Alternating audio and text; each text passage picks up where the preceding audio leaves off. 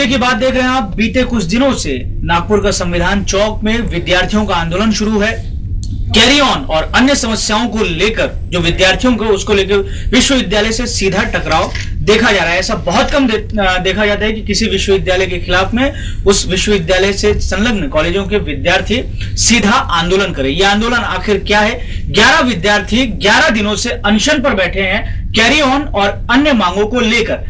ये जो आंदोलन चल रहा है इसको लेकर तरह तरह की बातें होती रहती हैं। कई लोग कहते हैं कि ये मांग जायज है, कोई कहते हैं नाजायज है। ऐसा कोई एजुकेशन सिस्टम में कैरी ऑन की कोई पद्धति होती ही नहीं है। इसी पर हम चर्चा करेंगे, विद्यार्थियों की मांग कितनी जायज है और क्या हमारे जो शिक्षाविद हैं वो इस विषय पर अपनी क्या राय रखते हैं। इसी पर हम चर्चा करेंगे। हमारे साथ 3 मेहमान होंगे। हमारे साथ जो खुद विद्यार्थी हैं, धीरज आगा से आप इंजीनियरिंग के विद्यार्थी हैं और इस आंदोलन से जुड़े हुए हैं। हमारे साथ गौरी शंकर पाराशर जी हैं, आप पूर्व प्रकुलगुरु रहे हैं नागपुर विश्वविद्यालय के। और हमारे साथ हैं एडवोकेट मनमोहन वाजपेयी, आप सीनेट सदस्य हैं नागपुर विश्वविद्यालय से। तो सबसे पहले आपसे ये जानना चाहूंगा आगा से, धीरज आगा से आपसे, student organisation of Nagpur university, बड़ा अच्छा नाम आपने बनाया, एक स्टोन। Yes sir. आखिर आपकी मांगे हैं क्या?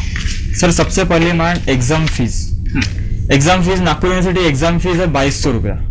As compare to all India सबसे ज्यादा एग्जाम फीस है जहां तक मुझे पता है। ठीक है।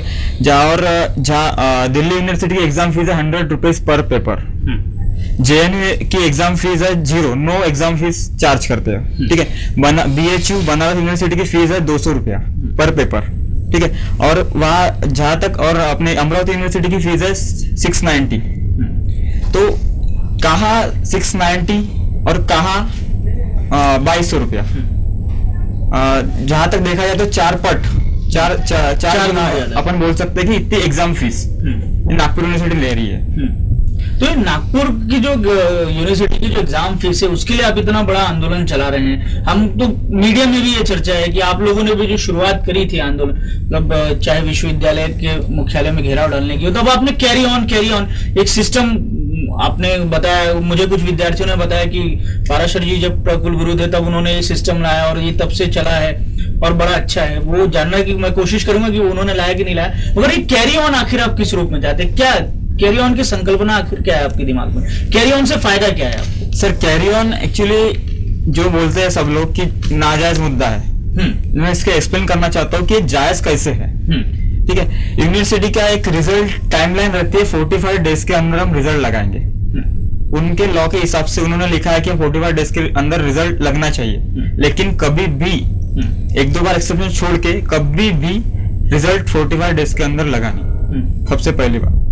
एंड मैं एग्जाम दे देता हूँ, रिवैल्यूएशन के लिए पेपर डाल देता हूँ, एग्जाम दे देता हूँ उसके डबल पेपर, लेकिन मेरे को उसके बाद पता चलता है कि मेरा पेपर तो ऑलरेडी निकल गया था। यानी जो पेपर मेरा निकल गया था उसका मैंने फिर से एग्जाम दिया। एंड मैं मेंटली इतना प्रेशर रहता है कि मैं ठीक से जो करंट पेपर है वो भी बराबर दे नहीं पाता। कि बैकलॉग के पेपर है उसकी पढ़ाई करनी चाहिए, उतना मेंटल प्रेशर अगर नहीं दे दिया तो मैं डिस्कंटिन्यू हो जाऊंगा, डीसी हो जाऊंगा। इस वजह से मेरा इतना प्रेशर रहता है कि मैं उसका जो करंट ईयर है उसका बराबर प्रिपरेशन नहीं कर पाता। इस वजह से मैं फेल हो जाता हूँ या फिर डिस्कंटिन्यू हो जाता हूँ। सेकंड थिंग है रिवैल्यूएशन। रिवैल्यूएशन इनका प्रॉपरली होता नहीं है। आप बोल रहे होंगे कि आप कैसे बोल सकते हैं कि रिवैल्यूएशन बराबर नहीं होता है। इसका एक एग्जांपल है, लास्ट ईयर हमारे कुछ फ्रेंड्स लोग हाईकोर्ट गए थे। हाईकोर्ट से यानी रिवैल्यूएशन होने के बाद, हाईकोर्ट में जाने के बाद आईआईटी से उनका वैल्यूएशन हुआ था। वैल्यूएशन से 20-20, 30-30 मार्क बढ़े। यानी किस प्रकार का वैल्यूएशन हो रहा है अपने इसमें? यानी स्टूडेंट बराबर लिख रहा है और वैल्यूएशन हो नहीं रहा है, बराबर हो नहीं पा रहा है, उसकी वजह से फेल हो रहा है। ये चीज आईआईटी ने एक्सपोज की थी कि वैल्यूएशन प्रॉपरली है नहीं करके। आईआईटी से इन्होंने जब पेपर वैल्यूएशन किए करवाए थे तो 20-20, 30-30 मार्क बढ़े थे। ठीक है। उसके बाद सेशन जो है, इनका सेशन का टाइमलाइन है कि 2-3 महीना मिलना चाहिए। सेशन को टाइमलाइन मिलती नहीं है। लास्ट ईयर क्या हुआ था, कुछ आंदोलन वगैरह हो गए थे, तो उस वजह से बराबर जो 90 दिन का टाइम पीरियड मिलना चाहिए प्रिपरेशन के लिए, यानी कॉलेज सेशन के लिए, वो ओल्ड कोर्स का अगर विद्यार्थी है डिस्कंटिन्यू हो जाता है इस ईयर। जैसे कुछ इन्होंने क्या किया, अभी सिलेबस चेंज करना है, यानी सब्जेक्ट को शफल कर चुके हैं। जो ईयर फाइनल ईयर में है, जो सब्जेक्ट फाइनल ईयर में उसको थर्ड ईयर में डाल दिए, जो थर्ड ईयर में उसको सेकंड ईयर में डाल दिए। गुड, ठीक है, कोई प्रॉब्लम नहीं। लेकिन बात ऐसी है, जो लड़का अगर डिस्कंटिन्यू हो जाता है तो अगर वो थर्ड ईयर का सब्जेक्ट जो उन्होंने सेकंड ईयर में डाल चुके हैं वो अगर सब्जेक्ट वो पढ़ेगा नहीं, अगर डिस्कनेक्ट हो जाता है तो वो सब्जेक्ट पढ़ नहीं पाएगा। इस वजह से उसका यानी वो अगर एक सिविल में सिविल इंजीनियर सिविल ड्राइंग करके एक सब्जेक्ट है, वो अगर पढ़ नहीं पाएगा वो बंदा, तो वो किस हिसाब से सिविल इंजीनियर बन पाएगा, यानी कंपनियां उसको किस बेस पे जॉब देंगी। ठीक है, इस सभी चीज जो ऑकर हुई है, इस वजह से कैरी ऑन का डिमांड आ गया है। चलिए धीरज, आपकी बात हमने विस्तार से जान ली कि आपके दिमाग में क्या है और ये आंदोलन क्यों चल रहा है। हमारे साथ दो मेहमान है, इनसे हम आपके जो उत्तर है उसको जानने की कोशिश करेंगे कि क्या ऐसा कोई हल है। गौरीशंकर जी, सबसे पहले ये जो मांग उठा रहे हैं बच्चे, इसको आप किस रूप में जायज मानते हैं? कैरी ऑन का ये जो सिस्टम है, ये सही है, नहीं है, क्या है ये जो कैरी ऑन का सिस्टम है वो क्वालिटी एजुकेशन के पूरी तरह से खिलाफ है। ना तो ये आईसीटी बोलती है और ना ये बच्चों के हित में है।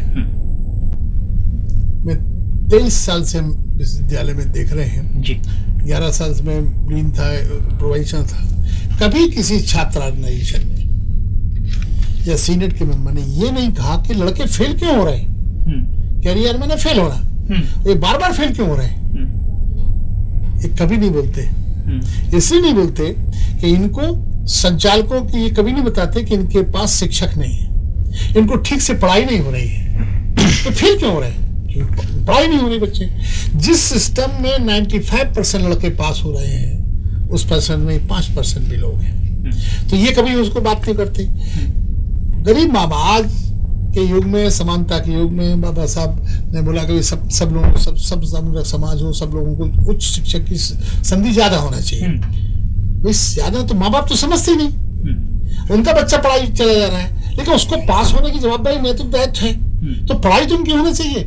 आप फेल हो गई, आप first year second year fail, career करते चले जाएं, सिर्फ फीस देते जाओ संचालकों को, उनको पास का सवाल नहीं है। टाइम टेबल बनेगा कैसे? 90 दिन का सेमेस्टर सिस्टम है, 90 दिन की परीक्षा 2.5 महीने हो रही है, फिर सेमेस्टर सिस्टम है। तो ये जो कैरियर का जो मुद्दा है, इस छात्रों को भ्रमित करने वाला। हाँ, मैंने उसकी कोशिश की थी कि 1 महीने में परीक्षा हो जाए इसी कैरियर को, कि लड़के फेल हो जाते 6 महीने। उनका लड़कों की तकलीफ है, उनको लगता है कि 6 महीने का नुकसान होगा। हाँ। मैं मानता हूँ कि बिल्कुल बात सही है बच्चों की, क्योंकि विद्यापीठ 4 परीक्षाएं ले सकता है, क्योंकि बिना परीक्षा के पास नहीं हो सकते। हाँ। विद्यापीठ को चाहिए कि परीक्षाएं ज्यादा बढ़ा दे, ठीक है, ये पोजीशन ऐसी है, एक्स्ट्राऑर्डिनरी एग्जामिनेशन होगा।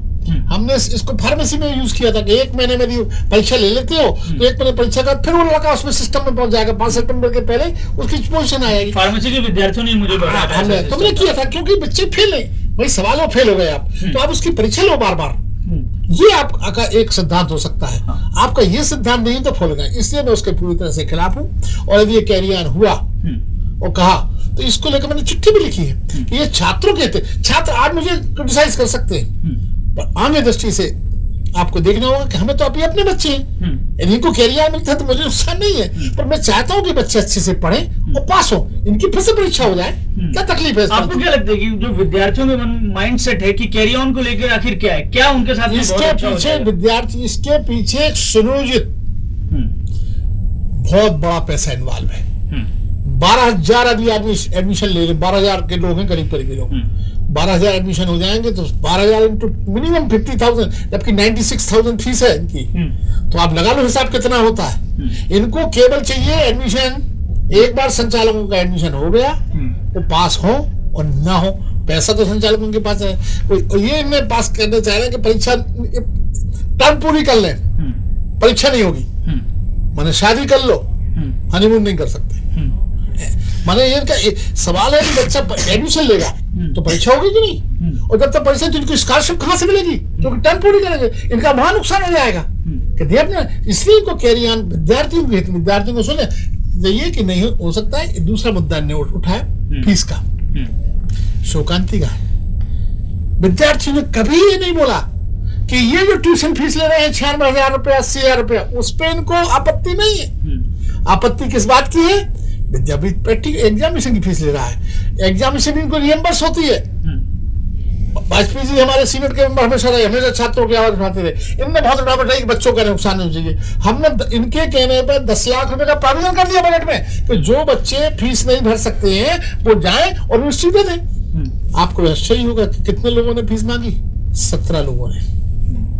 10 लाख में से खर्चे नहीं हुए, तो आप वहां ट्यूशन फीस नहीं मांगते, कम करते, ट्यूशन फीस का 10% भी एग्जामिनेशन में दे। ये पैसा विद्यापीठ हमारा आपका है, हर आदमी विद्यापीठ के पास source of income is only examination, यहाँ टैक्स नहीं लगाया जाता, पर उससे विद्यापीठ का विकास होता है। पर वो जो फीस होती है उस विद्यापीठ से बच्चों को सुविधाएं देना चाहिए। हमने बोला कि एयर कंडीशन हॉल बनाओ, उनको बिस्लरी पानी के लिए पीने दो, क्योंकि उनकी सुविधाएं अच्छी होने चाहिए। परीक्षा वाली चीज है, बच्चों से परीक्षा, विद्यापीठ बच्चों की पैसे से करेगा, ये ठीक नहीं है, पर वास्तविक नहीं है। पर जो फीस है वो यथोचित फीस है, वैल्यूएशन सही हो उसके लिए मैं इसकी फीस से इनकी बात से सहमत नहीं हूँ। आपको क्या लगता है मनमोहन वाजपेयी जी, ये जो दृष्टिकोण रख के चल रहे हैं ये कितना जायज लगता है, और नाजायज भी लगता है तो वो क्यों लगता है? क्या ये जो डिमांड कर रहे हैं ऐसी कोई व्यवस्था हमारी शिक्षा व्यवस्था में है ही नहीं? पहले तो डिमांड जो इनकी है, जो कैरी ऑन की है, तो अभी पहली बार इन्होंने जो समझाया उसके हिसाब से समझ में आ रहा है कि कैरी ऑन मतलब इनका कहना यह है कि भी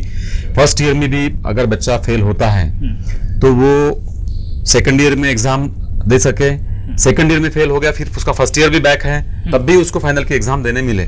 बट अभी जो हमने इसके पहले हमारा भी ये सुझाव था कि प्रोविजनल एडमिशन आप लीजिए और आगे जाइए। अब आप ये कहेंगे कि भाई हमको फर्स्ट ईयर रहते हुए थर्ड ईयर में एडमिशन मिलनी चाहिए और थर्ड ईयर के एग्जाम भी देनी चाहिए और फर्स्ट ईयर हम निकालेंगे नहीं, तो ये मुझे कहीं तो भी ठीक नहीं लगता। ये आप फर्स्ट ईयर निकालिए, उसके बाद में आपको प्रोविजनल थर्ड ईयर में आपको एडमिशन मिलनी चाहिए, क्योंकि आपने अगर रिवैल्यूएशंस के लिए अगर अप्लाई किया है तो और रिवैल्यूएशन के रिजल्ट्स आपके फेवर में आ सकते हैं ऐसा आपको लगता है, और उस रिवैल्यूएशन के रिजल्ट्स के आधार पर आपकी प्रोविजनल एडमिशन अगर फाइनल ईयर में होती है तो हाँ, एक और मैं कहूंगा कि विद्यापीठ ने जो निकाल इनके रिजल्ट्स हैं वो रिजल्ट्स जल्दी लाने चाहिए, समय पर लाने चाहिए, क्योंकि ये जो प्रॉब्लम आ रहा है ये प्रॉब्लम आ रहा है रिजल्ट्स की वजह से, और सिर्फ एक रिजल्ट्स नहीं, इनके रिवैल्यूएशन के जो रिजल्ट्स है वो भी जल्दी नहीं आते, इसलिए प्रॉब्लम क्रिएट हो रहा है। अदरवाइज कैरी ऑन के मांग की कोई आवश्यकता नहीं थी, और उस स्थितियों में अगर देखा जाए तो कैरी ऑन बच्चे जो कैरी ऑन मांग रहे हैं वहां कैरी ऑन नहीं देते हुए हमने इस चीजों पर सिस्टम पे ध्यान देना चाहिए और इस चीजों को हमने जल्दी से जल्दी करना चाहिए। सर ने एक बात और कही है जो इसके पहले सर जब थे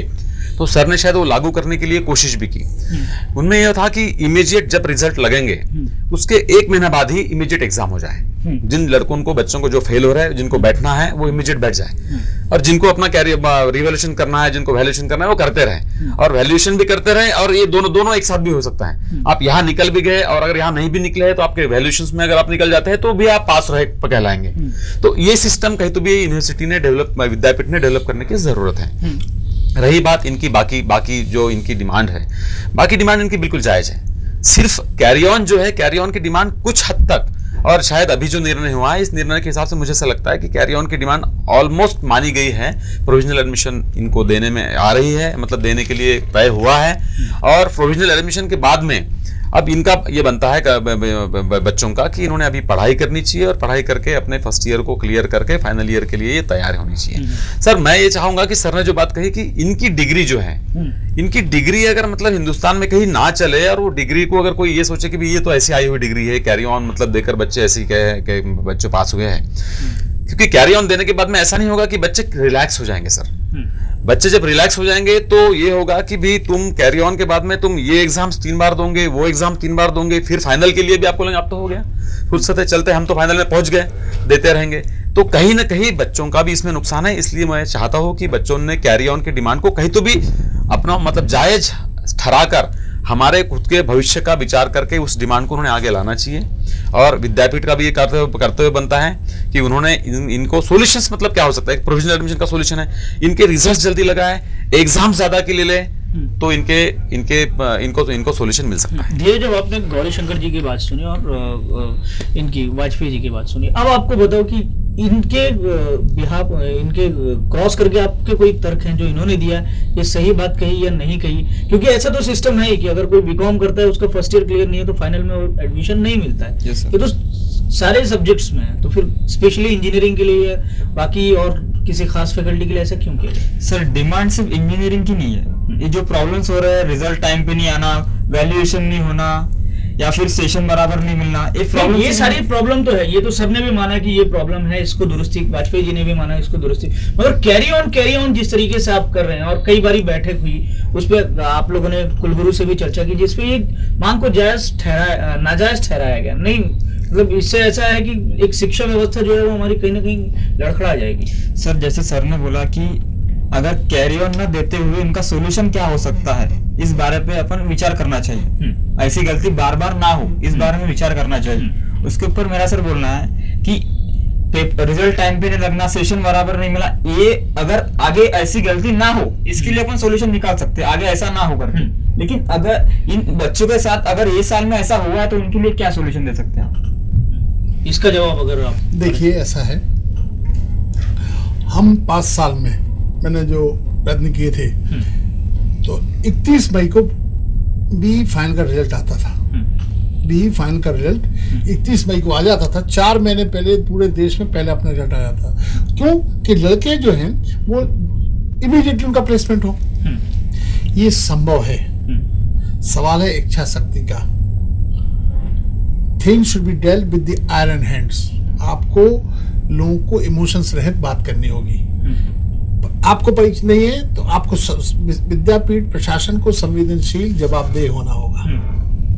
लड़कों की समस्याएं हैं, मैं उनसे नहीं इत्तेफाक रखता हूं, पर सिस्टम आज भी सुधारा जा सकता है। इसी सिस्टम को सुधारा सकता है यदि विद्यापीठ चाहे। वो सब इस एग्जाम से, तो मैं तैयार हूं विद्यापीठ को अपनी सेवा देने के लिए। मैं देखूंगा कि 6 महीने के अंदर इनके रिजल्ट समय पर निकलेंगे, रिवोल्यूशन की कोई समस्या नहीं होगी। क्यों ऐसी दिक्कतें क्यों आ रही? विद्यापीठ जो प्रशासन है उसके कामकाज को लेके हमेशा प्रश्न चिन्ह लगा रहा है। 45 दिनों में रिजल्ट देने का प्रावधान है, मगर वो रिजल्ट नहीं आते हैं, लग सकते हैं रिवैल्यूएशन। हाँ, तो क्यों नहीं लग रहे? कहीं ना कहीं विद्यापीठ की लापरवाही है। एक आपने उस इंस्टीट्यूशन में इतने दिन काम किया है, आपने वो समझने का प्रयास किया होगा कि आखिर ऐसा क्यों है, उसको दुरुस्त कैसे किया जा सकता है। देखिए, वहां विद्यापीठ में जो भी आलोचनाएं होती हैं या विद्यापीठ की कार्यप्रणाली को जो भी जिस ढंग से बच्चे या हमारे सीनेट के उम्र उठाते हैं, उसको मैं ये सकारात्मक रूप से लेता हूं मैं। क्योंकि मोहन वाजपेयी यदि क्वेश्चन पूछते तो मोहन वाजपेयी का प्रश्न नहीं है, ये उन तमाम बच्चों के रिप्रेजेंटेटिव हैं जिनकी ये वॉइस आवाज लेके साथ है, और उसको मैं सुनता हूं और उसको अप्रिशिएट करता हूं, उसको समझ निकाल लेता हूं कि चीजें कैसे सुधरे, क्यों नहीं सुधर सकती हैं, क्यों नहीं संडे को परीक्षा हो सकती है, क्यों नहीं तीन शिफ्ट में परीक्षा हो सकती है, क्यों नहीं टीचर्स को बुलाया जा सकता है परीक्षा देने के लिए, वैल्यूएशन के लिए, कैसे नहीं आएंगे, कैसे टीचर्स नहीं आएंगे। इंजीनियरिंग में तो स्ट्राइक थी नहीं, इंजीनियर की रिजल्ट कैसे लौट गए। इन सब के लिए एक समग्र योजना जो हमने चलाई थी उनको फिर से लागू करना पड़ेगी। क्योंकि अब सवाल इस बात का है कि कई लोग सलाह देने में दुखी भी हो जाते हैं। दुखी होने के कारण क्या है, बच्चों का प्रॉब्लम आ रहता है। बच्चे आज इस स्थिति में बच्चे में दुख है, पर यह बात जरूर है, हमारे वाइस चांसलर साहब पूरी प्रयत्न को कर रहे हैं, डॉक्टर सपकाल साहब के अपने जितना भी उनसे प्रयत्न हो सकता है वो कर रहे हैं। और मुझे प्रशासन से शिकायत नहीं है, पर सवाल है कि वो जिस फुर्ती से होना चाहिए, जिस आउटपुट जिसमें होना चाहिए, somebody should be taken responsible। कोई रिस्पॉन्सिबिलिटी लेगा कि नहीं, इन लोगों का रिजल्ट नहीं खुला, कोई रिस्पॉन्सिबल है कि नहीं, लेट हुआ रिजल्ट क्यों नहीं हो सकता, रिवोल्यूशन में मार्क्स कम बढ़ गए बच्चों के, तो इसकी कोई responsibility, somebody should be held responsible। जब तक आप अकाउंटेबिलिटी लोगे तो कैसे, जब तक ये नहीं होगा तब तक चीजें ठीक नहीं होंगी पक्का। इनकी दूसरी जो मांग है, इनने बोला कि भाई, हाँ, वाजपेयी जी ने हमेशा एक प्रश्न उठाया, बात तो बिल्कुल सही है, model answer is the only question. इनको मॉडल आंसर बुक का इन्होंने हमेशा प्रश्न उठाया, हमेशा चर्चा हुई, कापी जांचने के पहले जो वैल्यूअर है वो मॉडल आंसर बना के दे, तो तब कापी का प्रारंभ हो जाना कि सब लोग एक तरीके से जांचें, वो मॉडल आंसर की कापी बच्चों को दे दी जाए बाद में, ले लो भाई कापी में। तो क्या होगा, उनको ये संतोष रहेगा कि जो ये उत्तर हमने लिखा है सही है, वो तो खुद ही वैल्यूएट कर लेंगे ना। तो मॉडल आंसर के बिना, मॉडल आंसर के वैल्यूएशन नहीं होना चाहिए। मॉडल आंसर के बिना जैसे होगा तो कई तरह के वैल्यू, 40 कॉलेज के लोग अलग लगाते हैं, तो इनके बच्चों को असंतोष होता है। इनको लगता है कि, पर यह भी बात सही है कि those who are not competent, they have also taken the admission in engineering faculty। आप कब तक फेल होगे? 1 बार, 2 बार, 3 बार, 4 बार क्या करोगे आप you are not fit for the faculty। आप जाइए बाहर। ये जरूरी नहीं है कि हर आदमी शिक्षक हो, पर यह भी जरूरी नहीं कि हर आदमी इंजीनियर बन जाए। मतलब ये सवाल जो इन्होंने उठाया कि पेपर कॉपी जो है वही सही तरीके से नहीं जारी किया, ये जो इनका प्रश्न उठता है, हाँ। ये जो प्रश्न उठता है, ये बच्चे कोई भी कॉपी जांचेगा असंतोष रहेगा। क्यों रहेगा? क्या स्टूडेंट डिसाइड करेंगे कौन कॉपी जांचेगा?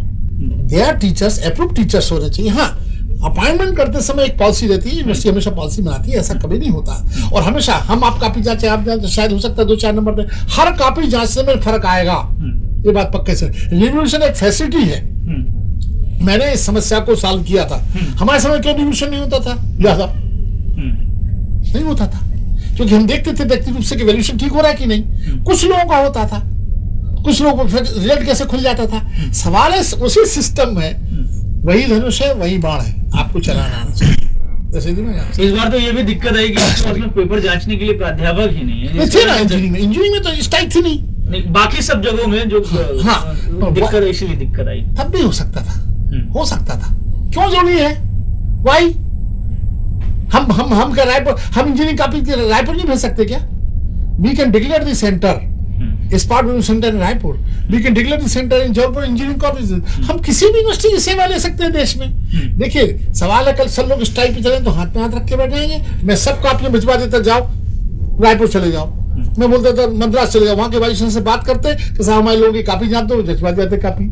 सवाल ये है कि स्ट्राइक पे जाना उनका अधिकार है, प्रशासन को हर चीजों को तैयार रखना पड़ेगा। कल ये नहीं मैं इसको मानता नहीं, सभी लोग कॉपी थी नहीं थी, रिजल्ट डिले हो रहा है, मैं इसके लिए मानता नहीं। इसके लिए हमारी इच्छा शक्ति का परिणाम है। आपने इतनी सारी गिनाई, जो ईमानदारी से बात कही कि जो सिस्टम में दुरुस्ती की जरूरत है वो ठीक है। कुलगुरु अगर इतना जब प्रकरण हो गया, मगर कुलगुरु का एकाध कोई ऑफिशियल स्टेटमेंट आया नहीं और मीडिया से भी उन्होंने अपना पक्ष रखा नहीं, अभी तक नहीं। देखिए क्या हो जाता है, हमारे वाइस एक शांत प्रकृति के आदमी है सबकाल साहब, और उनको बेचारे उनको एक मंडल है जिसको सलाह देते हैं, वो शायद अपने स्वभाव से कतराते हैं, पर उनकी निष्ठा पे आप शक नहीं कर सकते। नहीं, निष्ठा पे शक नहीं, फिर भी एक बारी तो बच्चों से बात करके मीडिया के, जैसे कि एक बारी ये खुद ही आंदोलन के लिए गए थे, उन्होंने कहा कि हमारी मांगों को आप दरकिनार कर देते हैं। 2-3 मीटिंग हो गई थी इन लोगों से, मेरे ख्याल से फार्मेसी के थे, तो उन्होंने कहा था कि आप मीडिया को भी आने दीजिए, तो मीडिया को अलाउ नहीं किया। हालांकि कई पर नहीं, मेरा तो कहना है मीडिया को रोज क्रिटिसाइज करने, मीडिया ही तो मेरी आंखें खोलता है कि क्या गलती हो रही है। तो आप पिछले 1 महीने के पेपर ले लीजिए, आपको कम से कम 15 दिन सारे समाचार पत्रों में फ्रंट पे खबर मिलेगी नागपुर यूनिवर्सिटी के खिलाफ, मगर बदलाव अभी तक रिजल्ट, कोई साफ रिजल्ट आया नहीं। इसी से जागृति है। मैं मीडिया के क्रिटिसिज्म को पॉजिटिव लेता था। मैं सुबह पढ़ता था पेपर, जो हमको पेपर मिलते हैं फ्री में नहीं मिलते, जिसका पैसा शासन देती है, तो वो पैसे पढ़ के हम सोचते थे यही जनता चाहती है, उसको सुधार करने का प्रश्न नहीं। गलत उसका ले लेते हैं। मैं विद्यापीठ प्रशासन से अपील करूंगा कि मीडिया के क्रिटिसिज्म को सकारात्मक दृष्टि से लें। वो वॉइस ऑफ वॉइसलेस पीपल है, जहां हम लोगों को नहीं बताया जाता, हम एक बंद कमरे में बैठे रहते हैं, हमें लोग नहीं बताते, पर जो मीडिया जो ज्यादा है उसको क्रिटिसाइज न करें, वो भी सही चाहते हैं, वो उनका एक व्यू पॉइंट है, उसको आप देखिए, उसको ठीक करिए। मैं प्रशासन से बार बार अनुरोध करूंगा कि मीडिया के क्रिटिसिज्म को सकारात्मक रूप से ले, और अपनी गलतियों को, जहां गलती नहीं, चूक हो सकती है, हमसे गलती हुई, मैं बोल सकता हूँ चूक झाली, माफ करा, तो आप फांसी डालोगे क्या? नहीं डाल सकते। जैसे विद्यापीठ प्रशासन का था, वैसे ये जो विद्यार्थी आंदोलन कर रहे हैं, इनका भी बहुत क्रिटिसिज्म मीडिया पे लगा है, उसके बाद में भी हम इनकी बातों को उठा रहे। खैर हमारी जिम्मेदारी है। आपसे जानना चाहेंगे वाजपेयी जी की, इन्होंने जो बात कही, आपने जो एक तर्क दिया कि रिवैल्यूएशन एग्जाम इनको फिर से देने का मौका मिलना चाहिए, मगर उसमें भी ये होगा कि रिवैल्यूएशन के लिए भी डालेंगे और एग्जाम फिर देंगे और आगे के सेमेस्टर की पढ़ाई भी करना है, तो इसमें कहीं ना कहीं दिमाग में कंफ्यूजन नहीं होगा कि किस तरफ बढ़ना है? नहीं, बढ़ना तो इनको, अगर इंजीनियरिंग करना है तो इंजीनियरिंग की तरफ ही बढ़ना है, पढ़ाई की तरफ ही बढ़ना है। हाँ। वो तो उनका मतलब ये रहेगा, फर्स्ट ईयर में भी ध्यान रहेगा, सेकंड ईयर में भी रहेगा, रिवैल्यूएशन का क्या रिजल्ट आएगा। देखिए क्या है कि फर्स्ट ईयर में अगर बच्चों ने सही तरीके से अगर पढ़ाई की तो शायद वो विषय सामने आएगा ही नहीं। ये कब आ रहा है कि हमारी कहीं तो भी हम पढ़ाई में कम पढ़ रहे हैं, है ना, या फिर कहीं तो भी ये हो रहा है कि हमारा वैल्यूएशन ठीक से नहीं हो रहा। 2 चीजें हैं, एक तो कहीं स्टूडेंट्स थोड़े रिस्पॉन्सिबल हैं, कहीं प्रशासन रिस्पॉन्सिबल है ऐसे कि वैल्यूएशन। और मेरी आवाज शुरुआत से इसके खिलाफ उठती आ जा रही है कि वैल्यूएशन यूनिवर्सिटी में ठीक से नहीं हो रहा है। 80% वैल्यूएशन ठीक से नहीं हो रहा है, एटलीस्ट इंजीनियरिंग का जहां तक सवाल है वहां की बात कर रहा हूं। और मैंने इसलिए सर ने बताया भी आपको कि मैं पिछले कम से कम 5 मीटिंग्स में ये बात को हर बार उठाते रहा हूं कि भाई आप जब तक मॉडल आंसर नहीं बनाते, ना वैल्यूएशन ठीक से हो पाएगा, ना हम किसी को होल्ड कर पाएंगे, उसके लिए जिम्मेदार ठहरा पाएंगे कि भी आपने वैल्यूएशन ठीक नहीं किया। जब मैं किसी कोई वैल्यूअर को एक पेपर जांचने दे रहा हूं और जब वो अगर उसके सामने कोई मॉडल आंसर नहीं है तो वो अपने हिसाब से देगा ना मार्क्स, तो मैं अपने हिसाब से दूंगा, दूसरे के पास जाएगा वो अपने हिसाब से देगा, तीसरे के पास जाएगा अपने हिसाब से देगा। और जब ये मॉडल आंसर अगर नहीं रहेंगे तो स्टूडेंट्स भी अपने हिसाब से सोचेंगे कि मेरा आंसर तो बराबर है। जब मॉडल आंसर रहेगा तो शायद ये प्रॉब्लम, आपको मैं बता रहा हूं कि शायद 90% खत्म हो जाएगा। इसलिए वैल्यूएशंस में कोई भी हालत में मॉडल आंसर की प्रोविजन पहले की जाए। दूसरी बात, जब ये रिवैल्यूएशंस करते हैं तो कहीं ना कहीं आपको किसी को जिम्मेदार ठहराना पड़ेगा। अगर आपका वैल्यूएशंस ठीक नहीं होता उसके लिए आपको कहीं ना कहीं जिम्मेदार ठहराना पड़ेगा, लेकिन आप ये तभी ठहरा पाएंगे जब मॉडल आंसर करेंगे। फिर विद्यार्थियों की भी एक बनती है कि भी जब ये मॉडल आंसर है तो हम ये मॉडल आंसर देखकर, जरूरत है सही में हमने अगर मॉडल आंसर से मिलता हुआ अगर आंसर लिखा है तो हमने वैल्यूएशन के लिए डालना चाहिए। हम अननेसेसरीली वैल्यूएशन के लिए ना डालें ताकि वहां संख्या ना बढ़े और फिर रिजल्ट आने में फिर देरी हो। तो ये सबकी रिस्पॉन्सिबिलिटी, ये अकेले प्रशासन की नहीं है, अकेले विद्यार्थियों की नहीं है। लेकिन मैं विद्यार्थियों के साथ इसलिए हूं कि बार बार जब भी कुछ होता है तो प्रशासन के तरफ से जो ढिलाइयां बरती जाती है उसका डायरेक्ट असर पड़ता है विद्यार्थियों पर, नुकसान होता है विद्यार्थियों का। हम इंडिविजुअल के नुकसान को नहीं देखते और मैं प्रशासन को ये बोलता हूं कि आपको एक स्टूडेंट्स के नुकसान को भी देखना चाहिए। जब आप एक की तरफ देखेंगे तब आपके 100 की तरफ, आपका 100 के लिए भी आपके रिजल्ट सही के आएंगे। तो आप यहाँ कहीं तो भी प्रशासन में ढिलाई है और ये पिछले कई दिनों से है, कई सालों से है। सर के सब जब थे तो सर के वक्त में भी इसमें काफी हद तक सुधार हुआ था, मतलब 80% के ऊपर का सुधार था, क्योंकि रिजल्ट जल्दी आ रहे थे। जब रिजल्ट जल्दी आ रहे थे तो लेकिन ऐसा मतलब ये नहीं है कि वैल्यूएशंस में गलतियां तब भी थी, आज भी है। आज उसकी संख्या काफी हद तक बढ़ चुकी है, परसेंटेज बढ़ चुका है। इसलिए मैं कहूंगा कि भी विद्यार्थियों की जो डिमांड्स है, विद्यार्थियों ने कैरी ऑन को अलग हटाए और ये डिमांड को सामने रखे। प्रशासन की आंखें खोलने की जरूरत है, बट ये कब खुलेंगी? नहीं, ये सब कब खुलेंगे? आज मेरा एक मिनट बोलूंगा कि जो इनका जो आंदोलन चल रहा है, इस आंदोलन का केंद्र बिंदु बन चुका है कैरी ऑन को थोड़ा सा अलग रखिए और फिर वहां पर आप आइए तो शायद विद्यार्थियों के साथ में पूरी मीडिया साथ में आएंगी, पूरी पब्लिक साथ में आएंगी और प्रशासन को भी साथ में आना ही पड़ेगा। आपने जो अब तक इतनी बातें उठाई होंगी और उसमें से कुछ आपको पॉजिटिव रिजल्ट निकलता हुआ दिखा है कि आप सीनेट के मेंबर भी हैं, इतनी मीटिंगें होती हैं, हुआ है कई बार। एक रिजल्ट ऐसा हुआ है कि जैसे सर ने कई बार पहले सर्टिफिकेट जल्दी नहीं मिलते थे, कई सर्टिफिकेट्स के लिए यहाँ से वहां जाना पड़ता था। सर ने एक योजना लागू की, उसका उद्घाटन भी मेरे ही हाथ से करवाया, एक खिड़की योजना, जहां आप जाएंगे जहां ये करेंगे। अब उसमें अभी प्रशासन के ढिलाई से कारण वहां भी थोड़ा सा कहीं ना कहीं ढिलाई आई है, बट योजना जब शुरू हुई थी कई दिन तक अच्छे से चल रही है, योजना अभी भी चल रही है, बट थोड़ा सा समय लगता है, बट फिर भी कुछ चीजें हुई है और अभी भी होते जा रही है। देखो फाइनली ऐसा है कि हर चीज हम डिमांड करते रहते हैं, पूरी तरह पूरी नहीं होती और रीजंस तो प्रशासन को ही मालूम है।